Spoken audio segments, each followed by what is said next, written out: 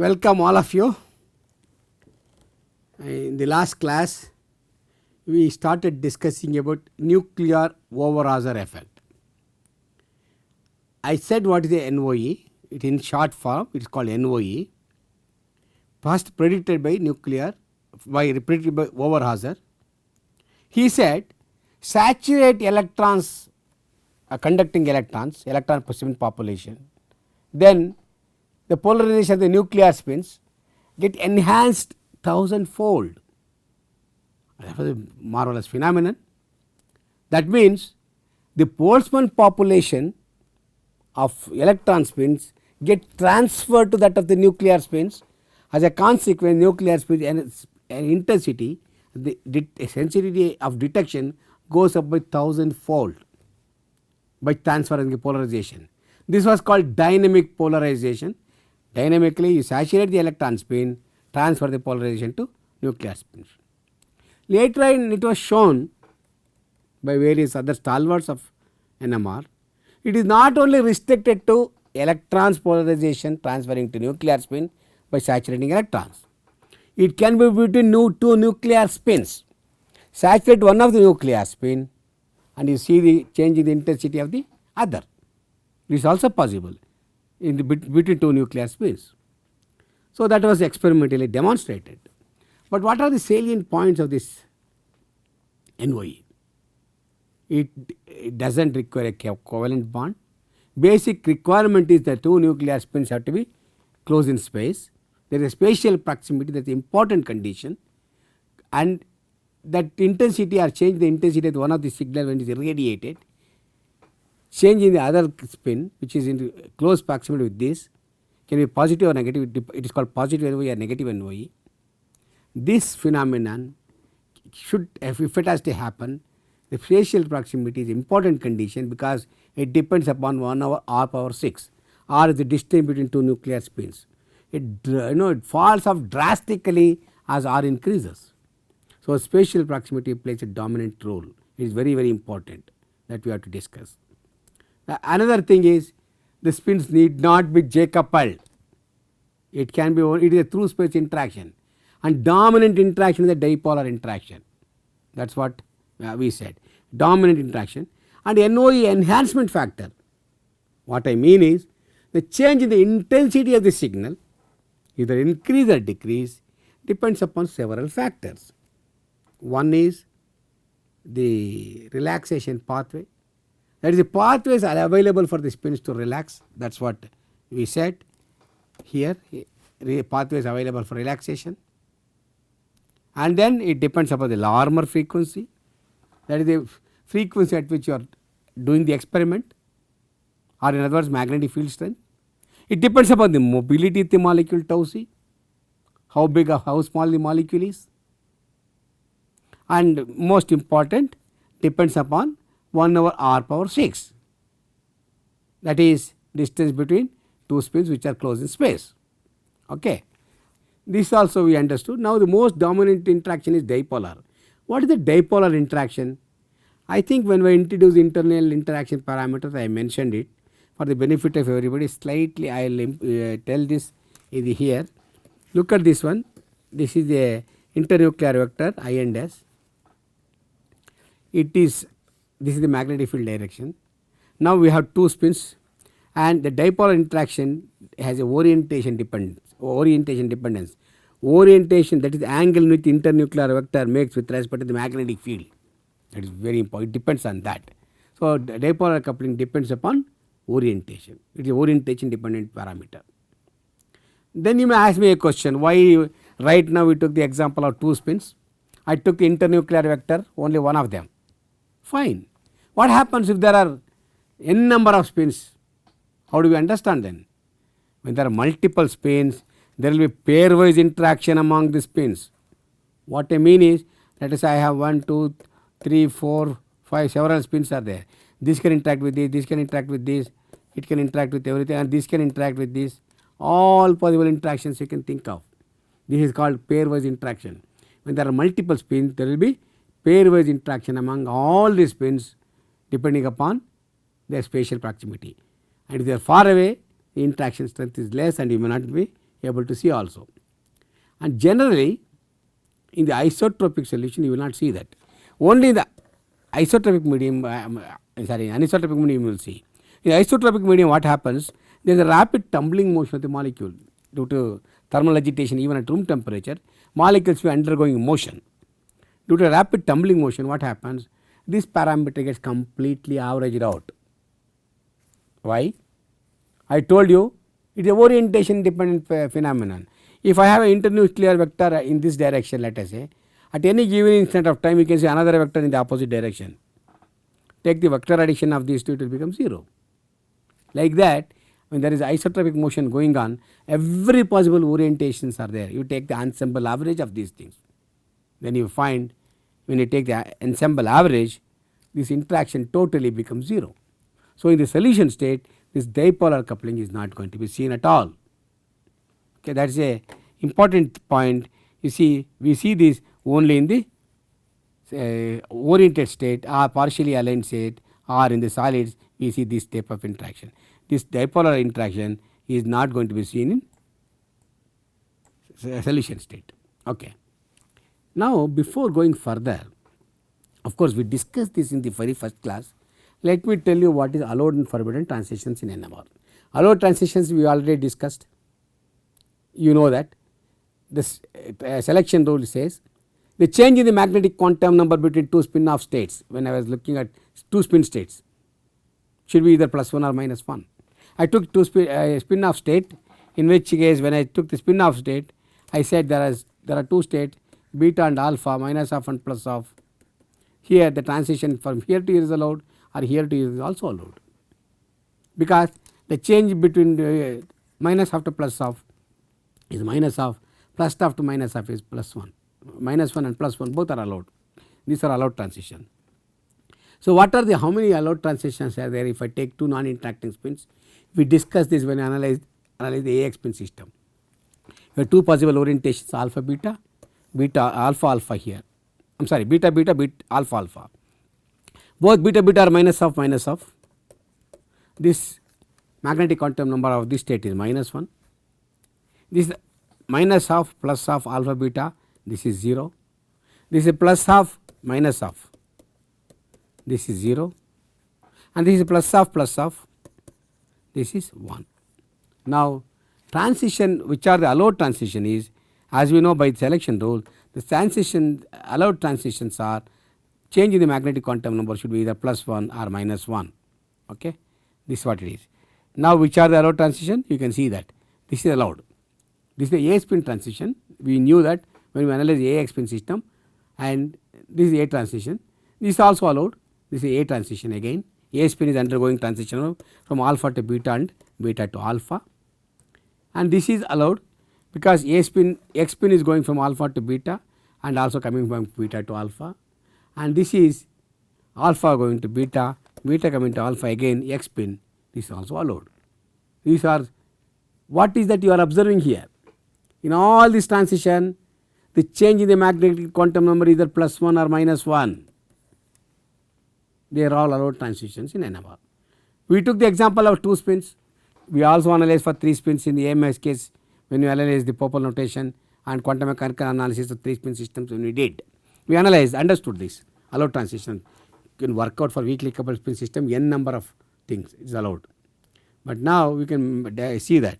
But normally, of course, these are the things which you don't, more details are there. We don't have to worry, we already discussed. These are allowed transitions. In normal any NMR spectrum, if you see, these 4 transitions for two coupled spins are observed. These are called 4 single quantum transition. We discuss more about it when I come to multiple quantum NMR later. This is called double quantum excitation, single quantum transition, single quantum excitation and reduction. Can we think of DQ excitation and DQ detection? Is it possible to see double quantum? What do you mean by double quantum? We have 4 energy states with Fz -1 and +1, 0, 0. Now can I expect the transition from beta beta to alpha alpha, two spins simultaneously undergoing flipping like this? Two beta states should go up, two alpha states should come down simultaneously. Can it happen? Normally it is not allowed. It is a double quantum transition, requires 2 times the energy, double quantum of energy, 2 quanta of energy. it is forbidden transition in NMR. We can detect that. When we come to MQT, I will tell you, it is not difficult, there is an indirect way of detection, but this is forbidden. What about this transition? Transition where two spins 0 0 can go to 0 0, alpha beta can become beta alpha. Then what will happen? 0 delta m equal to 0 here, delta m equal to 0 here. So, this transition, is it allowed? No, because change in the spin quantum number is 0 here between two spin states. I am sorry, change in the magnetic quantum number between two spin states is 0, not allowed. This is also forbidden transition. So, there are two forbidden transitions in two coupled spin system. One is double quantum, other is 0 quantum. Both are forbidden. But one important thing, these are forbidden as far as the detection of the signal is concerned, but they are not forbidden in the context of relaxation. By dipole-dipole interaction, if the spins are undergoing relaxation, because of dipole-dipole interaction, these transitions, these type of interactions are allowed only for relaxation, not for detection. Double quantum, 0 quantum detection in the normal way, conventional NMR is not possible, but the interaction helps the spin to relax. That pathway, what I am trying to say is, the spins will relax from this to this easily. This is a transition. In fact, it should emit radiation for you to, it is a radiation transition. So, you should be able to see that, but you do not see it because it is not allowed. Whereas, this transition aids in the spins to relax. It is a dipole-dipole interaction, aids the spins to relax. So, that is allowed in the context of relaxation. This rule, forbidden transition, is only for detection, not for aiding the relaxation. Okay. With this, we will try to understand some of the relaxation processes that are responsible for NOE. Please understand a very important point, how these relaxation pathways aids in NOE phenomena. Now, consider two cases, two spins, a special case. There are two interacting spins, they are not J coupled. That is not a condition for NOE, that is what I said. They need not be J coupled. All I need is closed in space. Closed spatial proximity is important. I will see that. There are two spins closed in space, no J coupling, does not matter. Now, I am sorry. Now, what there will be dipole-dipole interaction between these two. As I said, when the two spins comes close to each other, this is what we discussed even for relaxation also. The molecule is undergoing tumbling motion. The field, when one spin is undergoing motion, we discuss at a long stretch about dipole-dipole relaxation phenomena. The spin orientation with respect to magnetic field do not change, but when the spins undergo tumbling motion, the magnetic field induced at the side of the other spin changes. It creates local field at the side of the neighboring spin. This is an oscillatory field. This oscillatory field causes spin flips of the adjacent spin. As a consequence, it aids relaxation. This we discussed a lot. So, imagine the dipole-dipole interaction is a dominant relaxation phenomena. It is because of the tumbling motion of the molecule, one of the nuclear spin creates a fluctuating magnetic field, oscillatory field at the site of the neighboring spin, which is closed in space, aids in relaxation. So, this is a relaxation dominant pathway. With this, we will go back to what are the transition probabilities. We discussed the transition probability in the context of relaxation, where we said transition probability W alpha beta for the spins going from alpha to beta state, W beta alpha for the spins coming from beta to alpha, to work out the phenomenological equation for relaxation. That is what we did. Now, we will define the transition probabilities for two spin system. Again, we have energy state beta alpha and beta beta, beta alpha, alpha beta and alpha alpha, which correspond to -1, 0, 0, +1. Okay. Now, this is a allowed transition, single quantum transition. This is allowed single quantum. This is allowed single quantum, this is allowed single quantum. We know that this is correspond to A transition, this correspond to X transition. These two are X, these two are A transitions. That we have been discussing since a long time. And there is a probability for this nuclear spins to undergo transition between these two states for all the single quantum states. We call it as W1. W1 is the probability of spins to undergo single quantum transition, either this to this or this to this. See, this one, this one, this one, all four are W1s. It is a transition probability for single quantum transition. That is a transition probability. Okay. Now, what about this one? This is a transition probability for double quantum. See this one. This is a transition probability we see for double quantum now. This is also allowed. This is a probability, there is a definite probability for this also. So, this is W2 because it is a double quantum. Now, we can think of the transition probability for the spins to undergo transition from beta alpha to alpha beta. This is 0 quantum. So, I call it as W0. So, there are three transition probabilities I am going to define here. W1 is single quantum transition probability between two states.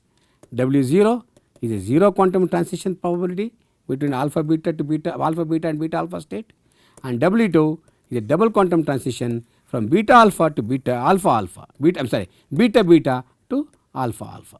This is double quantum. All the transition probabilities are respectively called as W1, W0 and W2. Okay. Now, what are these W transition probability? They are governed by what is called a spectral density function. Transition probability we didn't discuss transition probability at stretch, but we said spectral density function we discussed earlier during relaxation. These W's are related to J. Spectral density function defines the transition probability. That is what we discussed indirectly relaxation, Depending upon JW, we wrote three possibilities for omega tau c greater than 1, equal to 0, 1 and less than 1, all those things. We discuss all those things. So, that is a JW spectral density function. So, W's are governed by spectral density function and also on the population of the spins in the different energy levels. Both are important. W depends upon spin populations in different energy levels. At the same time, it also is governed by J, spectral density function. The rate of change of population and the change in the intensity of the peaks we can also calculate. Simple for two spin case or two energies levels, we calculated that W alpha beta, W beta alpha. We showed what is when we were trying to understand relaxation from the basic expression, basic equation, we worked out transition probabilities and everything. The rate of change of population also we understood. Then we introduced rate of the deviation from the population, we are thermal population, equilibrium population, we introduced the term. So, we understood all those things in the last couple of classes when we discussed relaxation. So, if I know JW and W is everything, the rate of change of population and the change in the intensity of the peaks, we can work it out, we can calculate, it is not difficult. Now, the transition probabilities occur at different frequencies, that is the thing. This is given by this one. W1 is the fastest transition probability, fastest at the Larmor frequency. What is the Larmor frequency? Is it a resonating frequency? It is the Larmor frequency is the resonating frequency of the spins at a given magnetic field, and the fluctuating magnetic field will be more at the precision frequency. As a consequence, W1 is fastest at the Larmor frequency when the frequency of the fluctuating field are near the precision frequency. You understand? Spins are undergoing fluctuation, random motion, chaotic motion, whatever it is. If this frequency is equal to Larmor frequency, then W1 is dominant. That is the thing which is existing. So, what I say 100 megahertz, 1000 megahertz if you take, then transition probability, resonating frequency, Larmor frequency 10 to the power of 8 to 10 to the power of 9 at 500 1000 megahertz, then transition probability can be larger for that. For W2, it requires double the resonating frequency. That means resonating frequency of the 2 spins. What is the resonating frequency of these 2 spins? Oh, I am sorry, this is not W2, this has to be W0. This is W2. Next one is W, this is W0, okay. This is W2 is correct. W2 is the sum, I am taking sum. Sum of the resonating frequency of the 2 spins. I have spin 1 and I have spin 2, or I and S. What is sum of the resonating frequency of these two? If this is at 500 megahertz, this is also at 500 megahertz plus small delta, which is the chemical shift. Okay. So, for 2 homonuclear spins, it is 2 times the Larmor frequency. Small change in the chemical shift is there, but 2 times the Larmor frequency.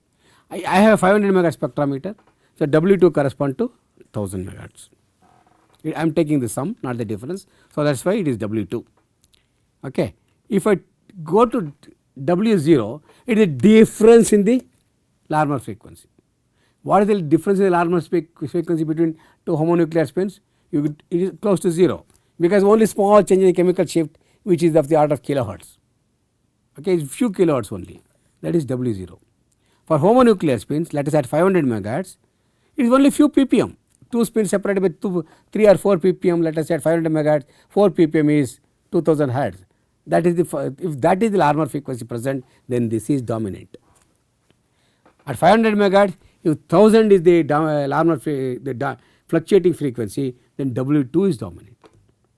At 500 megahertz, if fluctuating field's frequency is at 500 megahertz Larmor frequency, then W1 is the relaxation phenomenon. So, 3 different relaxation phenomenon, dominant, transition probability.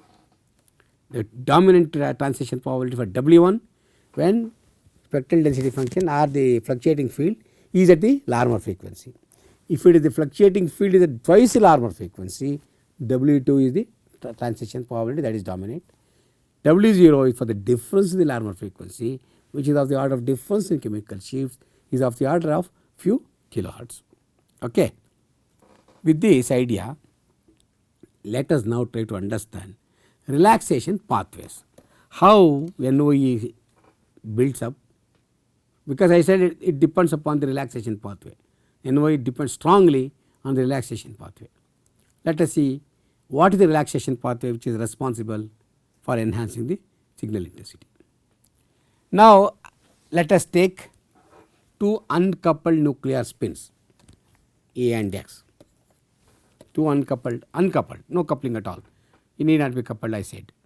Put it in a magnetic field, but close in space. Why close in space? Because they should have a dipolar interaction and should be dominant. If it is very far away, then there is no dipolar interaction, then no point in discussing NOE. So, we have considered a situation, 2 uncoupled spins are there, homonuclear, kept it in a magnetic field which close in space, so that there is a dipolar interaction. Fine. Now, at a short time compared to the longitudinal relaxation time, the spins are equally populated, equally distributed among the energy levels. This is what we understood when we try to understand the nuclear spins. There is a first slide or second slide I showed you.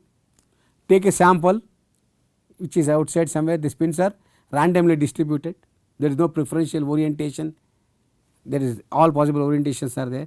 Take the sample, put it in a magnetic field, that is what I told you. Instantaneously, immediately after putting the sample in a magnetic field, if I take spin off nucleate, both beta and alpha states are equally populated. That is what I said. It is a saturated situation. Spins are equally populated and no population difference at all. Exactly, that is what it is being told here. Take a 2 uncoupled spin system, put it in a strong magnetic field which have these 2 spins should have a dipolar interaction with close spatial proximity, and immediately after putting in a magnetic field, you see there is a saturation state. There is no population difference. Okay, that is the condition. So, this is the situation. Now, immediately after putting the sample in a magnetic field, there are 2 spins here, 2 spins here, 2 spins here, 2 spins here. It is only a number we are taken for calculation. Don't ever be under the impression there are only 2 spins. Millions and millions of nuclear spins are there in a sample. It is not just 2. For my easy calculation, I have taken a number 2, 2, 2, 2 like this. Now, what are the X transitions and what are the A transitions? This is a transition which undergoes transition. This is a transition, alpha A going to beta A. Here alpha A going to beta A or beta A going to alpha A. Now this is a X transition, alpha X going to beta X and beta X coming to alpha X. This is also X transition, alpha X is going to beta X and beta X is going to alpha X. So all the 4 transitions are allowed here, okay, all are possible. Now when I take the population difference for A spin and X spin, what is the intensity? This A spin intensity is 0 and X spin, this X spin is 0, A spin is 0, A spin is 0. This is a saturation condition, that is what I said. And there is no population difference. You would see delta P is equal to 0, delta X is equal to 0. So finally you do not see any signal at all, you will see no signal, absolutely 0 signal. That is why as soon as you put the sample in a magnetic field for the spins which have a longer relaxation time, you try to do the experiment, you do not get the signal. You have to wait for some time. That is what we are going to do. Now interestingly, what we do is, we will wait for some time. What is the some time? What is the time? This is what is called T1. We discussed this. Wait for some time for the spins to attain thermal equilibrium. As soon as I put the sample in a magnetic field, wait for some time, so the spins will come to thermal equilibrium. That is what we called a situation where Boltzmann population is attained. The Boltzmann population distribution is attained between the or among all the spin states. Now I have taken the example of 2 spins, 4 energy states. I waited for sufficiently long time after putting the sample. Let us see what is the spin population attained after time T1, where the spins are now in thermal equilibrium.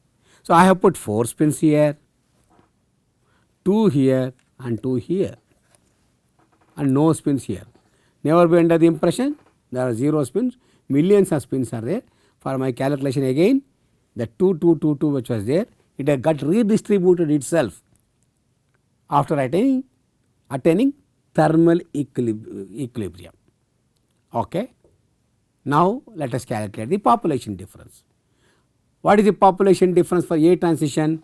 A transition is this one and this one. 2 minus 0, 4 minus 2. So that A intensity is 2. Similarly, if you take X, X is 4 minus 2 and 2 minus 0, X is 2. So 2 X transitions have 2 intensity and 2 A transitions also will have same, I am sorry, 2 A transitions also will have same intensity. So X1 and X2 has the same intensity. Similarly, A1, A2 I did not write, also has the same intensity. So both the transitions are equal intensity 2 to 2:2 intensity or 1:1 equal intensity. Okay. This is the situation we have got at thermal equilibrium. Now what we did, what happened here, A and X were detected with equal intensity because there is a population redistribution and the magnitude of transfer is much less compared to population in each spin state, does not matter, but there is a spin population in the beta state. For calculation is taken as 0. I have been stressing again and again, do not ever be under the impression. Okay. We will do one interesting thing now. Saturate A transitions by giving a long and low RF pulse, very weak RF pulse we do. This is possible called selective excitation, selective pulse we can apply, and only A spin we can saturate. That means this transition and this transition I will saturate. What do you mean by saturation? I make population between these two equal. When the population between these two will become equal, 4 to 2 will become equal, you have to make it this is 3, this is 3. That is saturation. What about this one? This is 2 0, this is 1, this is 1, you make it. Then you have saturated both the A transitions. Let us see what happens now. This is what I carefully see now. What is happening? I am applying a small weak RF power so that I am irradiating or saturating A transitions. Now when I do that, now it became 1 1 and 3 3. Now there is a saturation equal population between these two states and these two states. Calculate the intensity now. What is the A transition? It is saturated state. So A transition will have 0 intensity, 3 minus 3, 1 minus 1, 0 intensity, fine. What about X transitions? X transition now we calculate 3 minus 0, I am sorry 3 minus 1, this is 2. What about this transition? 3 minus 1, 2. So I am sorry 3 minus. So X transition intensity still 2 2. What did we do? We saturated one of the spins, one of the transition, both the transitions of A spin, and wanted to calculate what happens to the change in the intensity.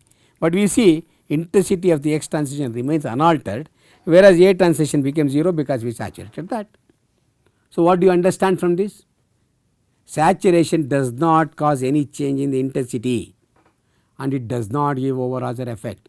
Just because I saturate one of the peaks, you do not get enhancement in the signal intensity. Okay. There must be something more is happening. If that thing happens, system will recover to an equilibrium in a different way, where there is a population distribution takes place in a different way, not the way we discussed. We discussed W1 probabilities and we saturated the energy states and calculated the population difference, and we saw there is no change in the intensity. So system now wants to recover, restore to equilibrium in a different way to get the population distribution. If after some time the spins relax, the system will eventually return to thermal equilibrium without any change in the intensity. Okay.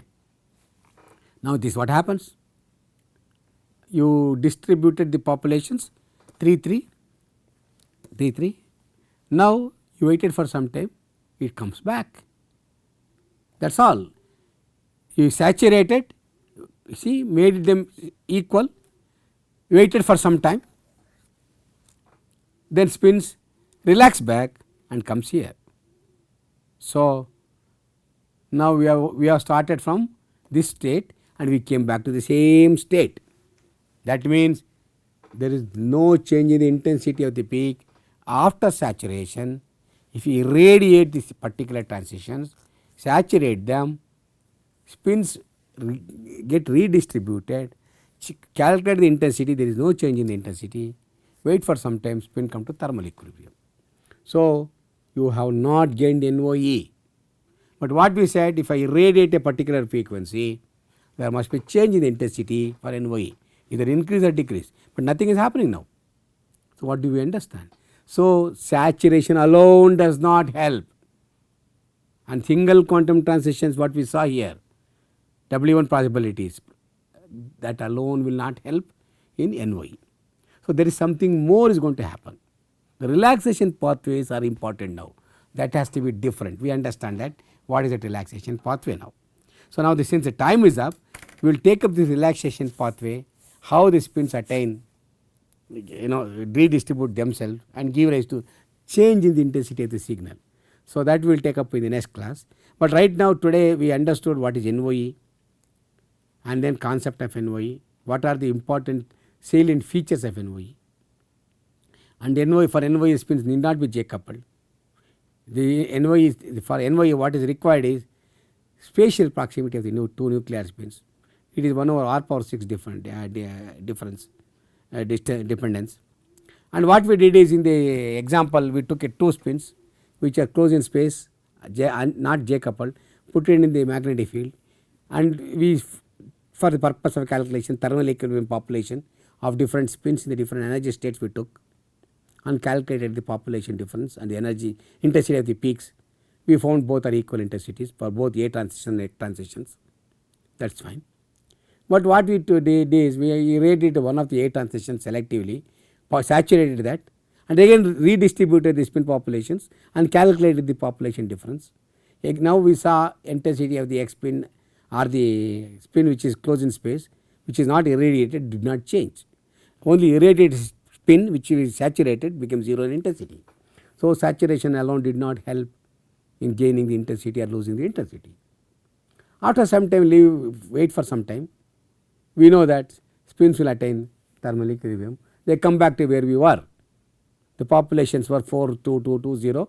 The redistribution took place like we started with. So, then what is that which is responsible for NOE enhancement? So, these W1 probabilities are not the dominant thing. There must be some other mechanism of relaxation of the nuclear spins. The population redistribution takes place in a different way by nuclear spin undergoing relaxation, not through single quantum but some other way. That we will try to understand and see whether that can give rise to enhancement or decrease in the intensity. So, the relaxation pathway selection by the dominant relaxation pathway for NOE we will discuss in the next class. So, I will stop here. Thank you.